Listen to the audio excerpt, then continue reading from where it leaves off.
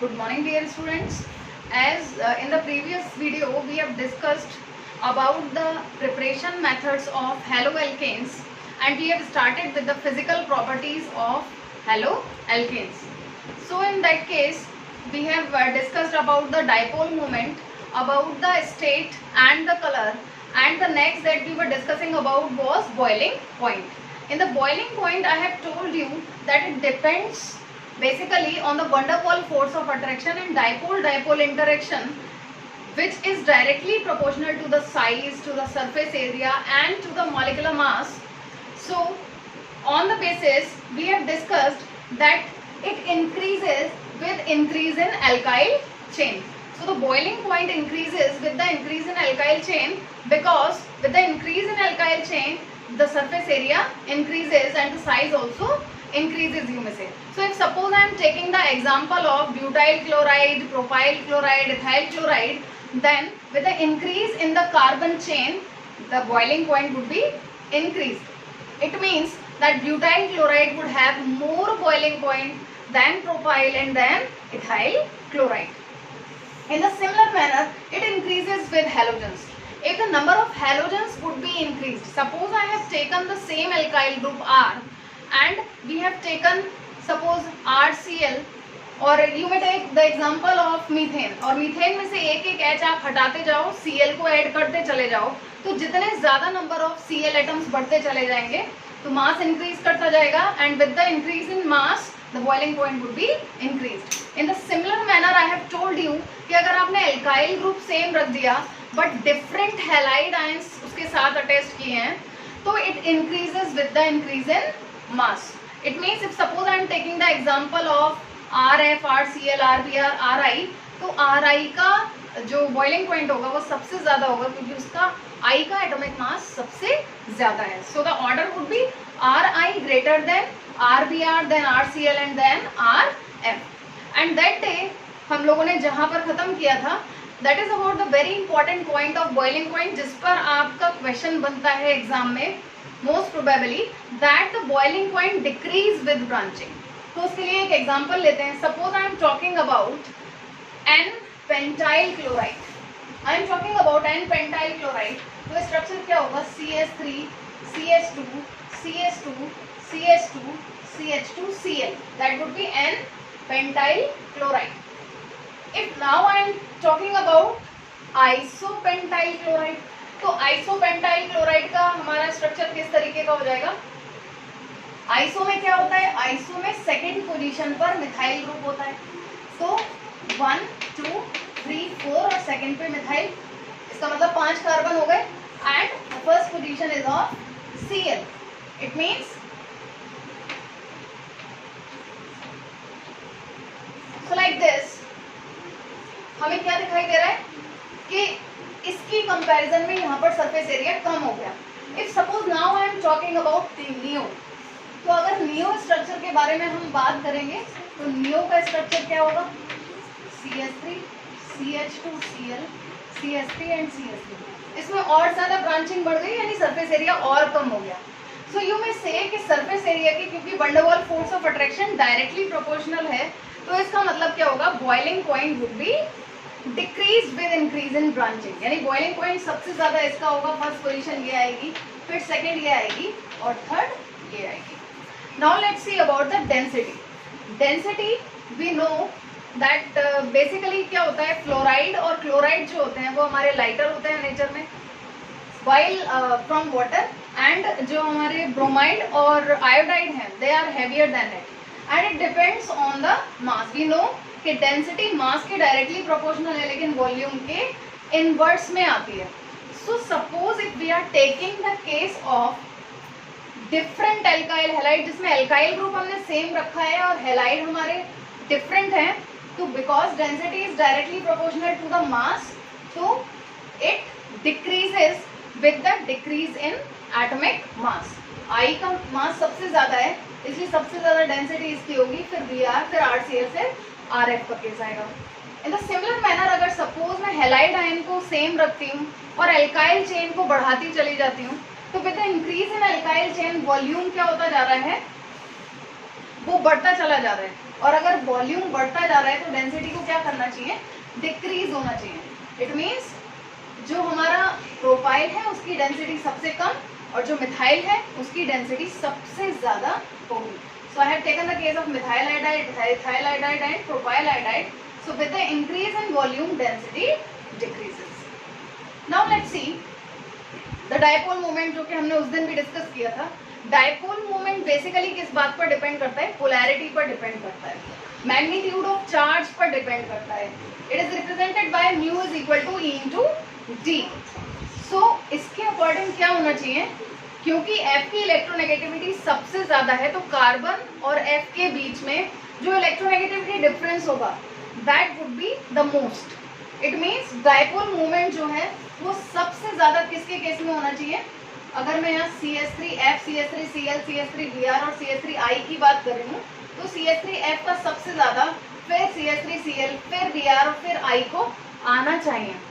But some changes there जो कि हमें ध्यान रखना होता है एग्जाम में, एक्सेप्शन भी कह सकते हो इसको, that we can't neglect the distance.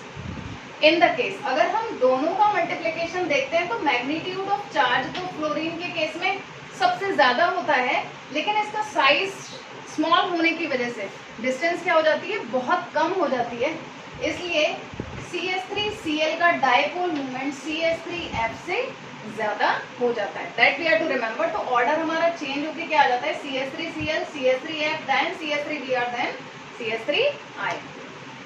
Now let's see the next physical property, solubility. अगर हम सॉल्युबिलिटी की बात कर रहे हैं तो सॉल्युबिलिटी, क्योंकि ये पोलर है नेचर में और हम जानते हैं कि like dissolves like, it means इसे वाटर में सॉल्युबल होना चाहिए। लेकिन हम क्या देखते हैं दैट बीइंग पोलर, ये भी पोलर है, वाटर भी पोलर है, फिर भी ये आपस में सॉल्युबल नहीं होते हैं। इवन दो ये नॉन पोलर सॉल्वेंट्स में या फिर आप कह सकते हो ऑर्गेनिक सॉल्वेंट्स में इजीली सॉल्युबल हो जाते हैं। रीजन क्या होता है, that water is having a strong hydrogen bonding, और यहाँ पर इसको सॉल्युबलाइज करने के लिए, इस बॉन्ड को तोड़ने के लिए ज्यादा हीट की जरूरत होती है। दैट्स व्हाई वाटर की हाइड्रोजन बॉन्डिंग को तोड़ना उतना इजी नहीं है। न्यू बॉन्ड जो फॉर्म होता है उसमें एनर्जी लेस रिलीज होती है और रिक्वायर्ड एनर्जी ज्यादा होती है, इसलिए वाटर में सॉल्युबल नहीं होता है। Now let's C stability. Stability के बारे में भी हम पहले बात कर चुके हैं जब हम लोग RX बॉन्ड की बात कर रहे थे। तो we know when we are moving down the group in the 17th group FCl-BrI, तो हमारा क्या होता चला जाता है, साइज बढ़ता जाता है। तो इसका मतलब RF, RCl, RBr, RI के केस में हम क्या देखेंगे, जैसे जैसे हम RF से RI की तरफ आते चले जाएंगे बॉन्ड लेंथ इंक्रीज होता चला जाएगा और बॉन्ड डिसोसिएशन एनर्जी कम होती चली जाएगी। तो हमारी स्टेबिलिटी भी सबसे ज्यादा किसकी है, जिसमें बॉन्ड लेंथ कम है और बॉन्ड डिसोसिएशन एनर्जी सबसे ज्यादा है। So the order is RF, then RCl, then RBr, then RI. So these are some physical properties that we have discussed and revised again. Now let's see the next thing. हम लोग chemical property start करने वाले थे, लेकिन उससे पहले मैं यहाँ पर आइसोमेरिज्म के बारे में बात करूँगी आप लोगों से। आइसोमेरिज्म हम लोगों ने क्लास 11th में पढ़ी हुई है।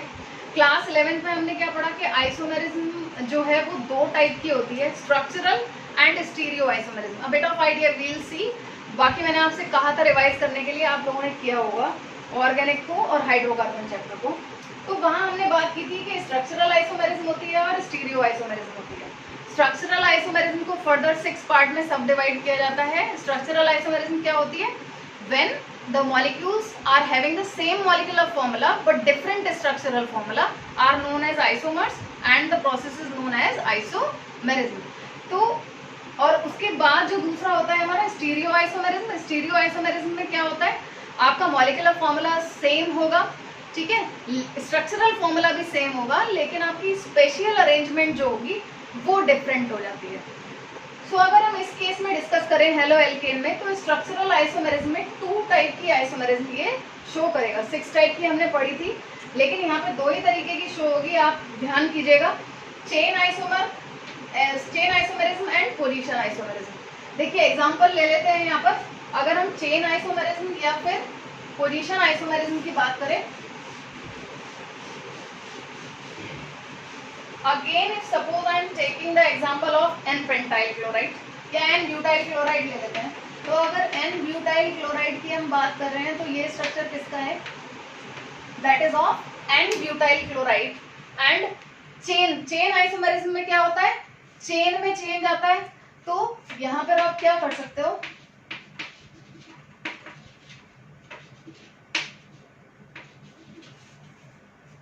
यहां पर हम क्या देख रहे हैं?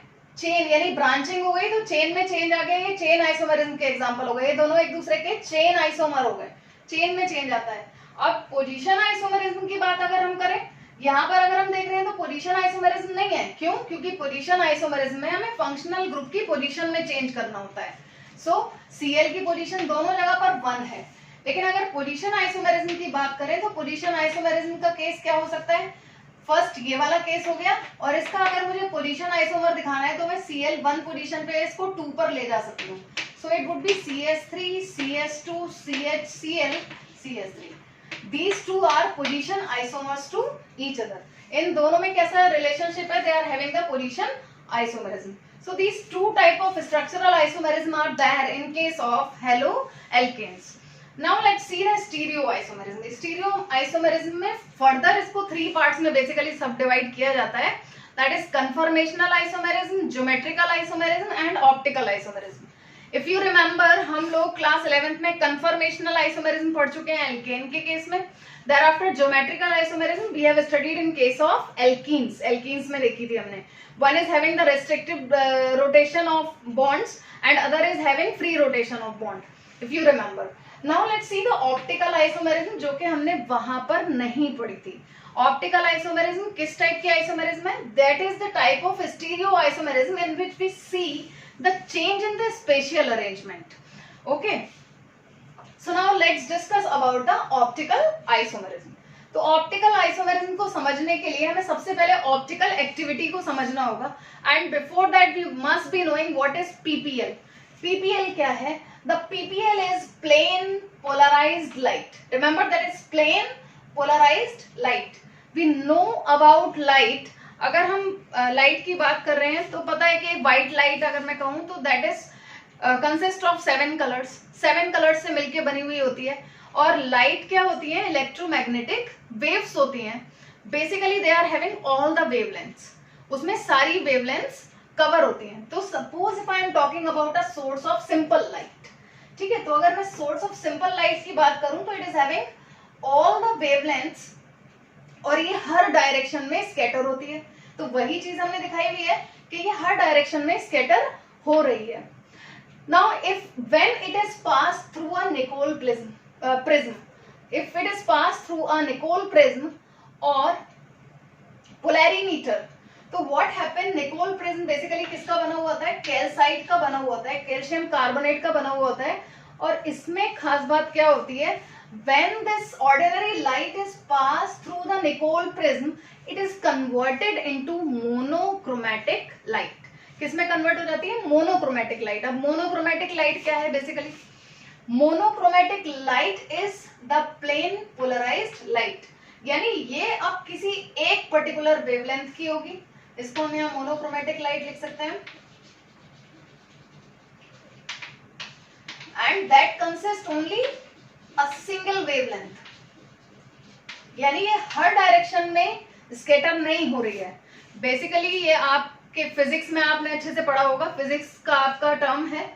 तो हम यहाँ पे इसको बहुत डिटेल में नहीं जा रहे हैं. यहाँ पे हमें क्या करना है? सिंपली ऑर्डिनरी लाइट को मोनोक्रोमेटिक लाइट में भेज देना है. That is perpendicular to the plane. ठीक है, मोनोक्रोमेटिक लाइट में किससे कन्वर्ट होगी? या तो पोलैरीमीटर या निकोल प्रिज्म के थ्रू. ठीक है.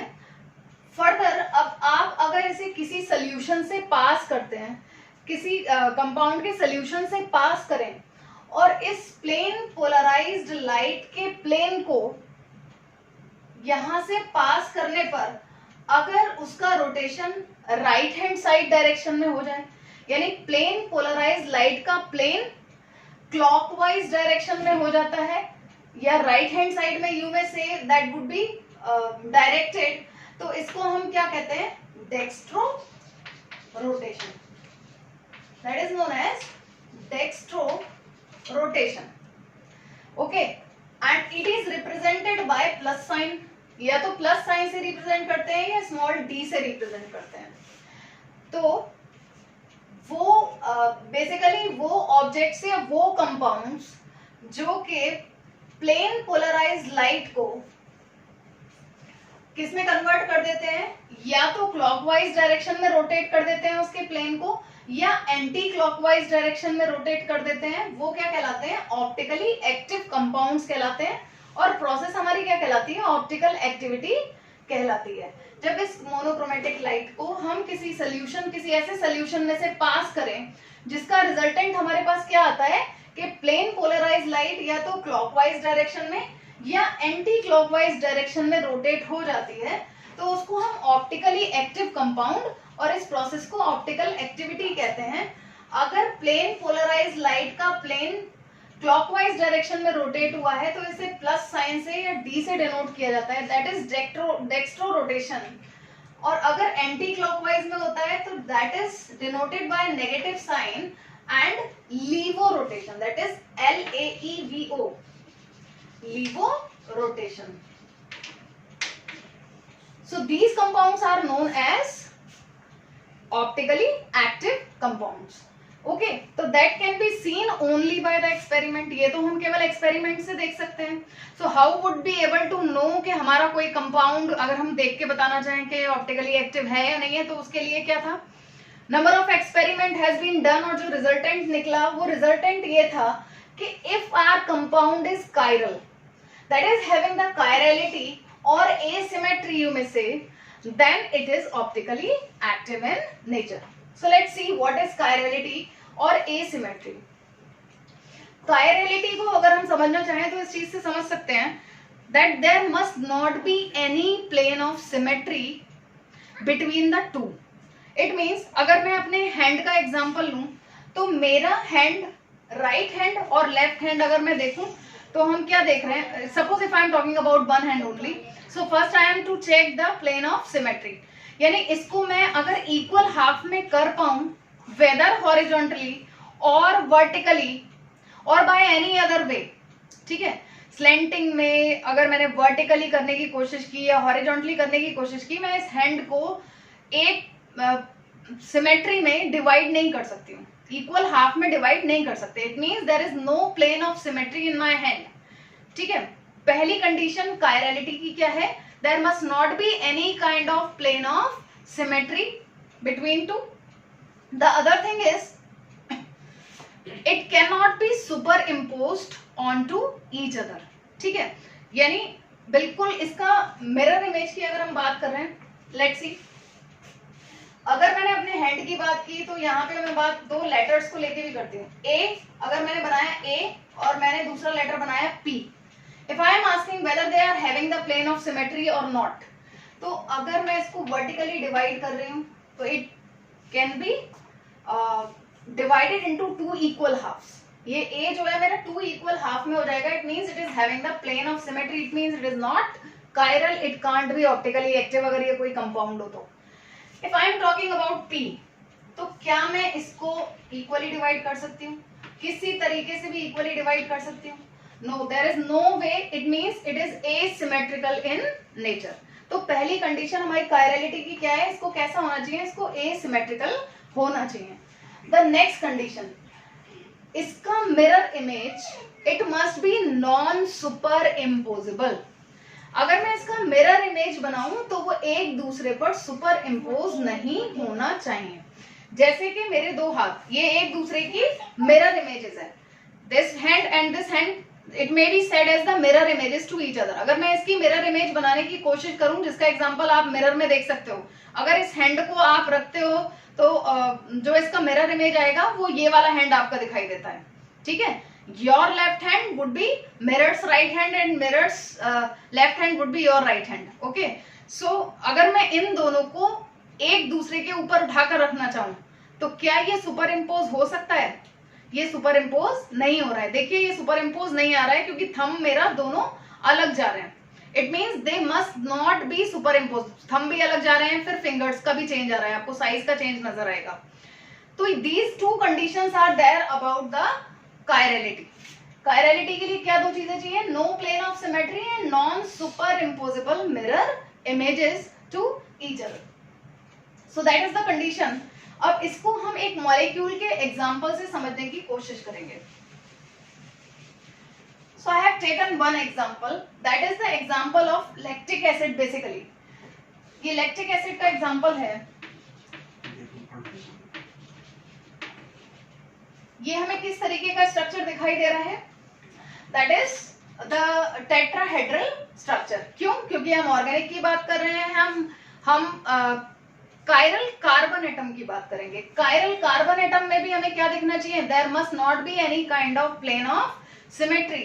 अगर मैं इस मॉलिक्यूल को डिवाइड करने की कोशिश करूं, यानी इसकी प्लेन ऑफ सिमेट्री चेक करने की कोशिश करूं, तो वेदर वर्टिकली और horizontally I can't subdivided it into two halves, equal halves. मैं इसको इक्वल हाफ्स में डिवाइड नहीं कर सकती. यानी अगर मुझे बताना है कि कायरल कार्बन एटम कौन सा है, तो क्या होना चाहिए उसके लिए? Basically it must contain the sp3 hybridisation, यानी टेट्राहेड्रल इसकी स्ट्रक्चर होनी चाहिए. The next thing is that we are to remember, इसकी चारों वैलेंसीज डिफरेंट होनी चाहिए. इसकी चारों वैलेंसी कैसी होनी चाहिए? They must be different to each other. जो कि हम यहाँ देख रहे हैं, ये कार्बन है, एक पर H है, एक पर COOH है, एक पे CH3 और एक पे OH है. अगर हम दो वैलेंसी भी एक सी रख देते हैं, तब भी पॉसिबिलिटी है कि हमारे इक्वल हाफ में डिवाइड होने के चांसेस हैं. लेकिन अगर हम चारों वैलेंसीज को डिफरेंट रखते हैं, तो there would not be any kind of plane of symmetry and neither they would be there mirror images would be superimposed on each other. अगर सिमेट्री नहीं भी आती है सपोज, ठीक है, ये स्ट्रक्चर आप देख पा रहे हैं किस तरीके का बना हुआ है. ये दोनों एक प्लेन में दिखाई दे रहे हैं. ये अबव द प्लेन है और ये बिलो द प्लेन है. ये हमारी तरफ आता हुआ दिखाई दे रहा है OH, और ये पीछे की तरफ जाता हुआ दिखाई दे रहा है. जैसे कि हम टेट्राहेड्रल स्ट्रक्चर पता है 3 डायमेंशनल स्ट्रक्चर होती है. So this is the condition of chiral carbon atom कि इसको sp3 हाइब्रिडाइज्ड होना चाहिए. और दूसरी चीज, इसकी चारों वैलेंसीज पर डिफरेंट ग्रुप्स अटैच्ड होने चाहिए, तभी ये इन दोनों कंडीशंस को फॉलो करेगा. That you can check by different examples. Different example से आप चेक कर सकते हो. अब इसकी मिरर इमेज बनाने की कोशिश करते हैं. लेट्स सी, अगर हम मिरर इमेज बना रहे हैं, अगर सपोज ये एक मिरर है, तो मिरर इमेज कैसी बनेगी? देखिए, C देन COOH, ये तो यहीं आएगा. देयर आफ्टर दिस OH जो वेज बॉन्ड से बना हुआ दिखाया हुआ है. देयर आफ्टर दिस H जो कि डैश बॉन्ड से जुड़ा हुआ है, बिलो द प्लेन जा रहा है. And thereafter this CH3. हमने प्लेन ऑफ सिमेट्री तो चेक कर ली, लेकिन देखते हैं कि इसकी मिरर इमेज इस पर सुपर इम्पोज होती है या नहीं होती है.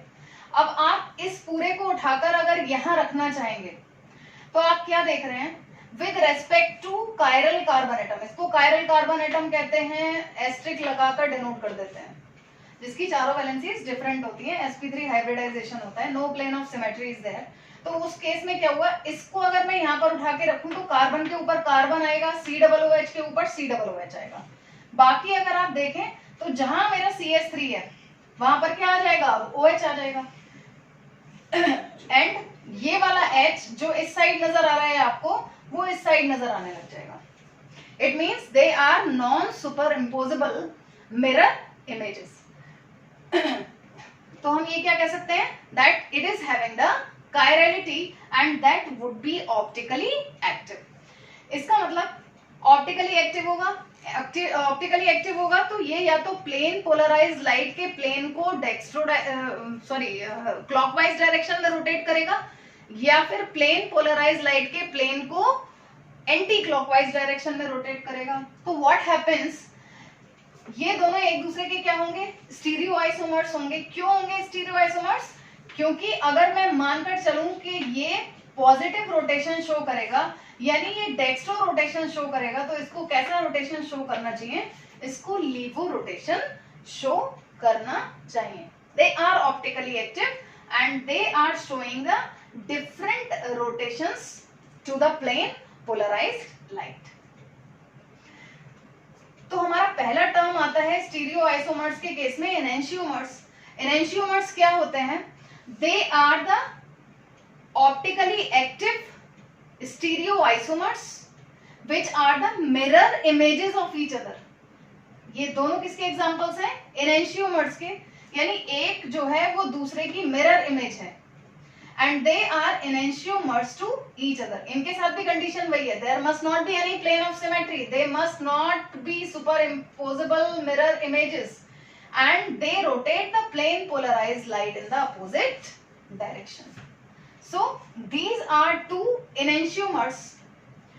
तो वो सारे केसेस जिसमें हम देखते हैं कि they are having the chiral carbon atom, ठीक है, और उनकी मिरर इमेज सुपर इम्पोज अगर नहीं होती है, they definitely having the opposite direction to the plane polarised light are known as the enantiomers. So the first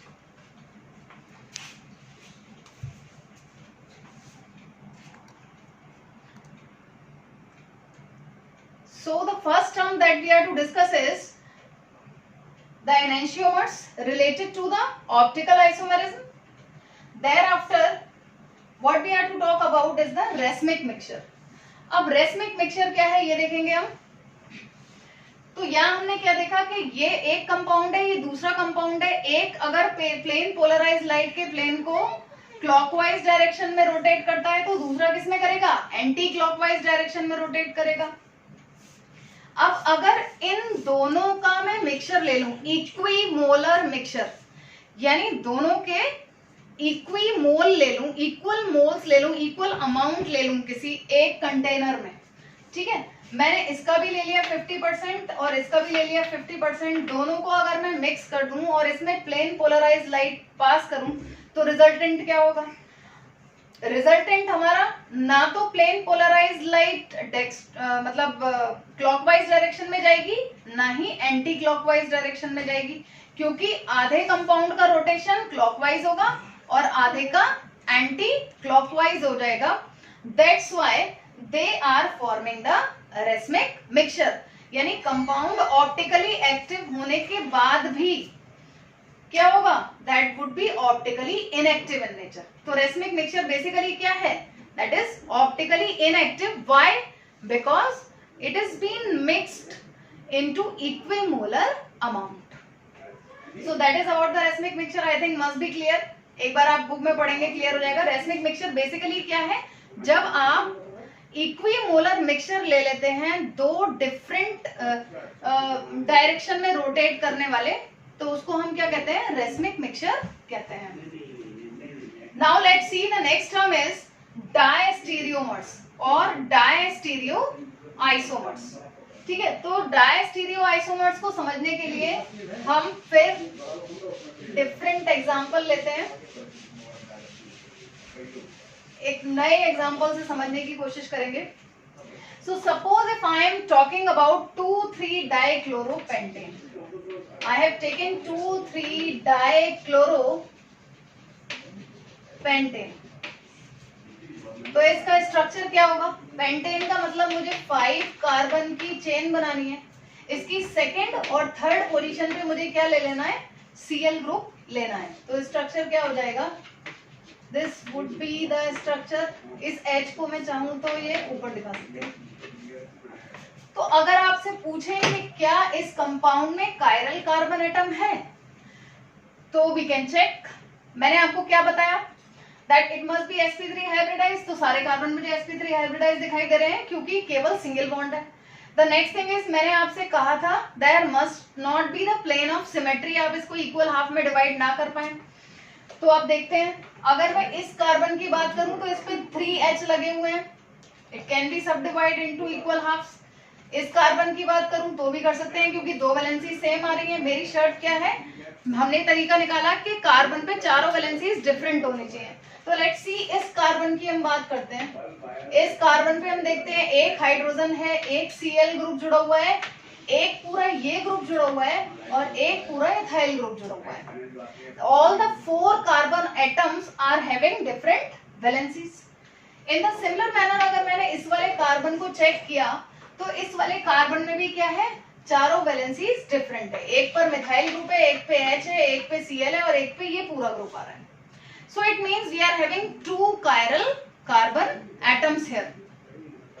तो हमारे पास बेसिकली क्या होता है कि अगर एक chiral कार्बन एटम होता है then we can form 2 stereoisomers. हम 2 स्टीरियोआइसोमर्स बना सकते हैं और जनरली जिस फॉर्मूला को फॉलो करेंगे हम लोग that is 2 raised to the power n. यहाँ पे n का मतलब क्या है? n का मतलब है कि हमारे कायरल कार्बन एटम कितने हैं. अगर एक कार्बन रहेगा कायरल तो 2 स्ट्रक्चर्स फॉर्म होंगे. यहाँ पे 2 कायरल कार्बन एटम है तो इसका मतलब 2 raised to the power 2, it means 4 हमारे स्ट्रक्चर्स फॉर्म होने चाहिए. तो लेट्स सी किस तरीके से हम इसके 4 स्ट्रक्चर फॉर्म कर सकते हैं. देखिएगा, इसको हम लोग इस तरीके का स्ट्रक्चर ना बना के फिशर प्रोजेक्शन में बनाते हैं.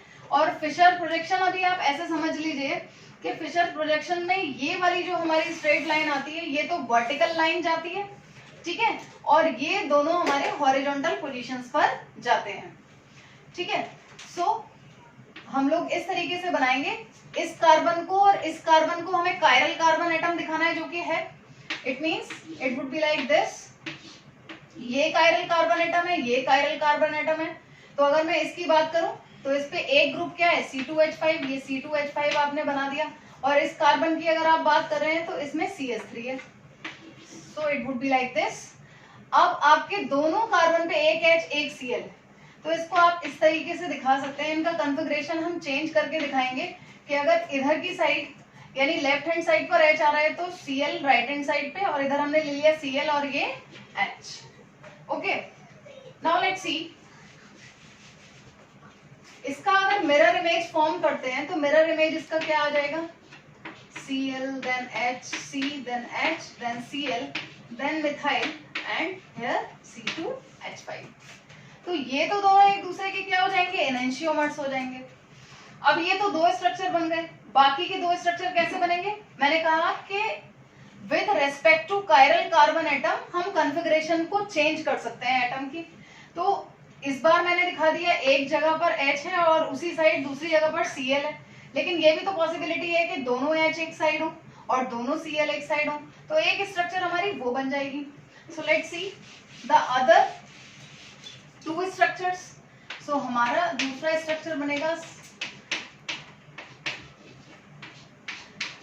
एक ही साइड दोनों में H ले लिया और Cl ले लिया. और इसका अगर मैंने मिरर इमेज बनाने की कोशिश की तो मिरर इमेज इस तरीके से बनेगा.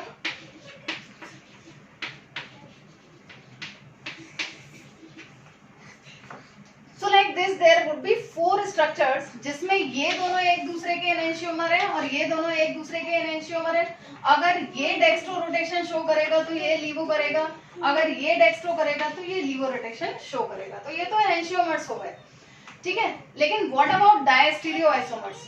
Diastereoisomers basically are diastereoisomers but they are not the mirror images of each other. तो यहाँ पे हम क्या देख रहे हैं? 4 स्ट्रक्चर हमारे सामने हैं जिसमें ये दोनों एक दूसरे की मिरर इमेज है, ये दोनों एक दूसरे की मिरर इमेज है. अगर मैं इसको फर्स्ट, इसको सेकंड, इसको थर्ड और इसको फोर्थ बोलूं तो मैं ये कह सकती हूँ फर्स्ट थर्ड की मिरर इमेज नहीं है और फर्स्ट फोर्थ की भी मिरर इमेज नहीं है. इसका मतलब फर्स्ट और थर्ड दोनों एक दूसरे के डायस्टीरियोआइसोमर्स हैं, फर्स्ट और फोर्थ भी एक दूसरे के डायस्टीरियोआइसोमर्स हैं. इसी तरीके से सेकंड और third and second and fourth are diastereoisomers to each other. So like this we have discussed about enantiomers, racemic mixture, diastereoisomers and the next is meso compounds. So meso compound के लिए हम दूसरा example लेते हैं, that is of tartaric acid. I think you must have noted it. तो यहाँ पर हम नेक्स्ट एग्जांपल ले रहे हैं.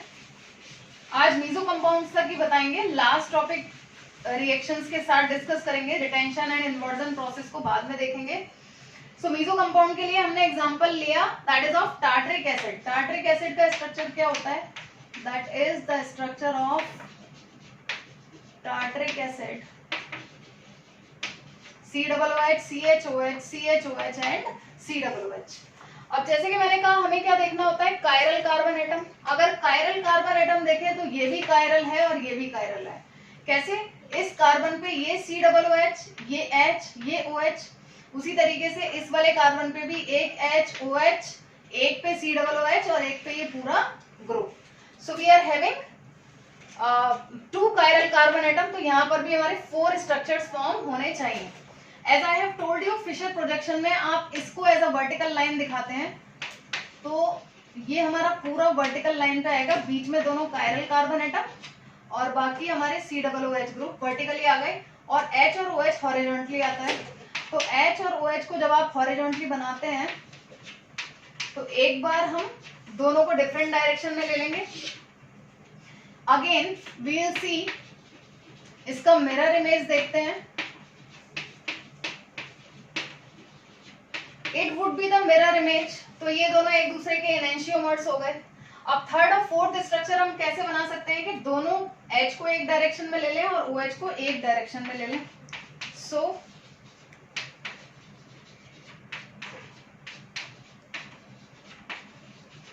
अब अगर मैं इसका मिरर इमेज बनाने की कोशिश करती हूं तो मिरर इमेज देखिए किस तरीके का आएगा।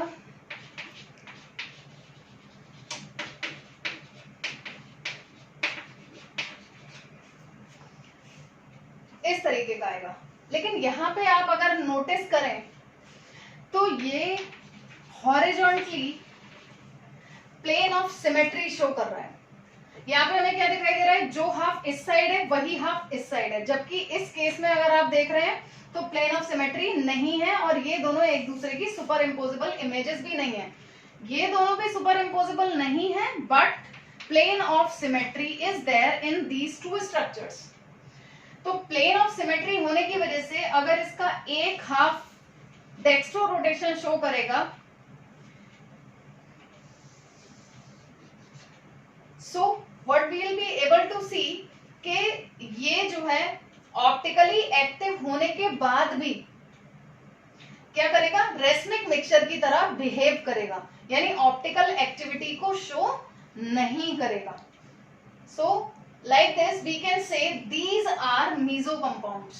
So meso compounds क्या है, यहाँ पर completely हम ये देख रहे हैं कि कायरलिटी होने के बाद भी यहाँ पर प्लेन ऑफ सिमेट्री आ जा रही है, जिसकी वजह से ऑप्टिकल एक्टिविटी शो नहीं हो पाती, और इस वजह से इन कंपाउंड्स को क्या कहते हैं हम लोग, मीजो कंपाउंड्स कहते हैं। That is like a racemic mixture. जैसे रेसमिक मिक्सचर भी ऑप्टिकली एक्टिव होते हुए भी ऑप्टिकल एक्टिव नहीं है, इनएक्टिव है, उसी तरीके से मीजो कंपाउंड इनबिल्ट इसी तरीके से होते हैं। वो खुद इस तरीके के बने हुए हैं कि there is one plane of symmetry there, that's why they are optically inactive. So dear students, you all read out from the book, and if facing any problem can ask. Thank you.